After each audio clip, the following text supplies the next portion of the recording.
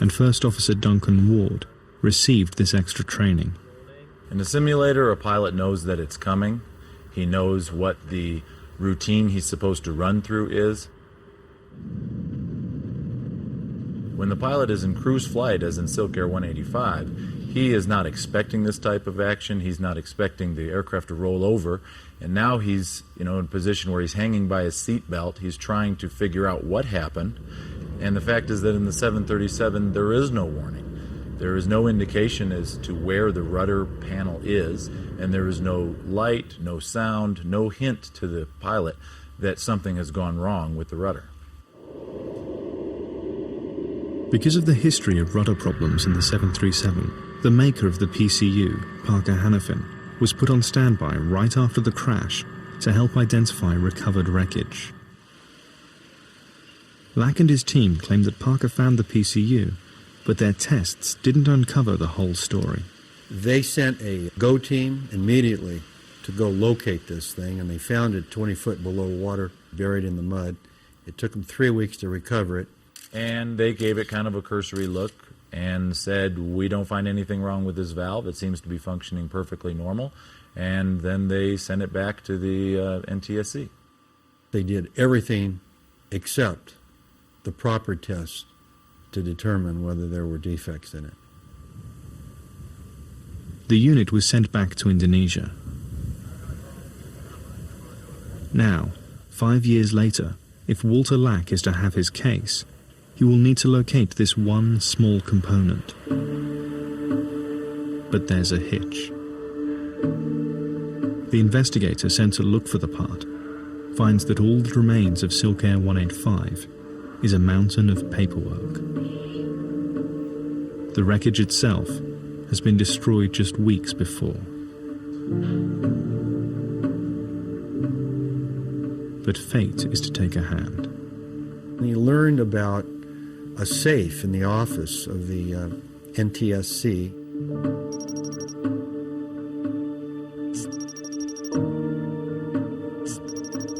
After much persuasion, the investigator is granted access.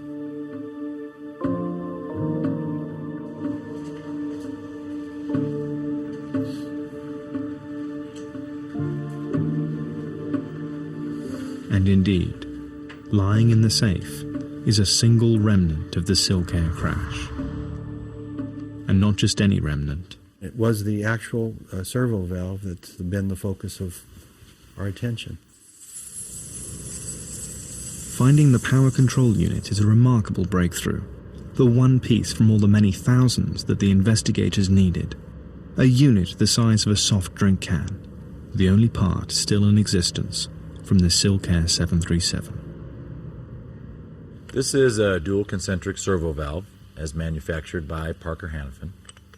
And inside the valve are two servo slides. The interior slide is known as the primary slide. And that primary slide has tiny little lands on it.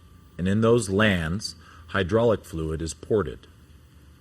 The secondary slide, which rests inside the housing, also has lands on it. This valve is part of the 737's hydraulic system. When a pilot steps on a pedal, a hydraulic impulse passes down the length of the plane to the valve, which activates the rudder mechanism, turning it to one side or the other.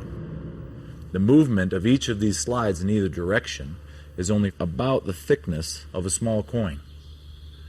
So in order to move the entire rudder surface of a Boeing 737, this little valve only moves 45 thousandths of an inch in either direction. This precision device has built-in redundancy. Each slide is supposed to take over if the other should fail. The problem that was discovered is that if the secondary slide becomes jammed, the rudder will go to a hard over position and the pilots cannot return it to neutral.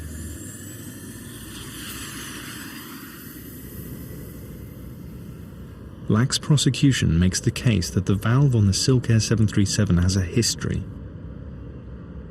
They find paperwork showing the valve failed a test after it was manufactured.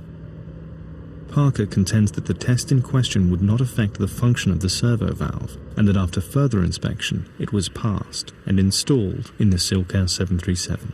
Considering the history and how many crashes there have been, I would have thought that people would have been much more interested in the dual concentric servo valve and the signatures left inside it than they were.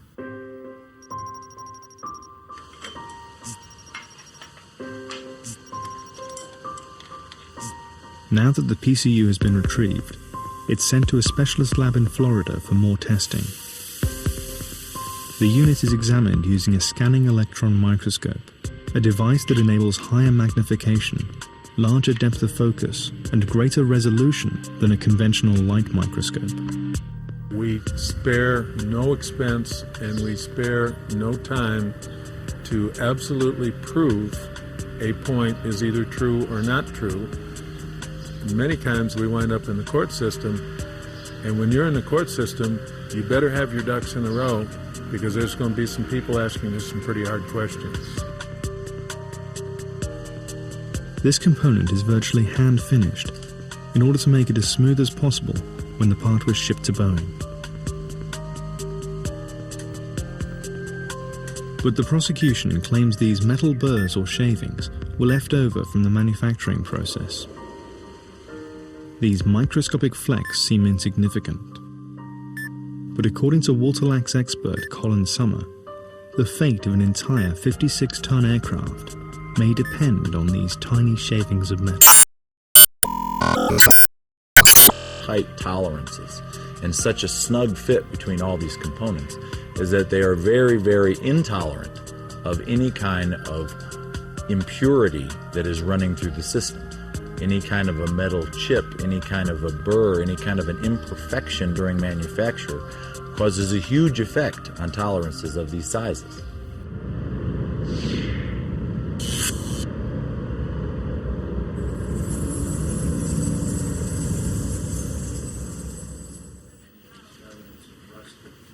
Walter Lack's team are convinced that they now have the forensic chain of evidence proving the valve brought the plane down.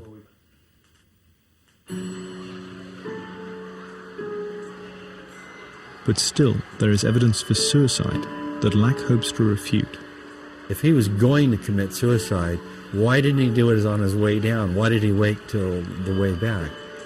He had his wife waiting for him at the airport. The last thing he told her was, "Well, pick me up at 4 in the afternoon. We're going to get in about 3:45. This flight was completely normal in every way.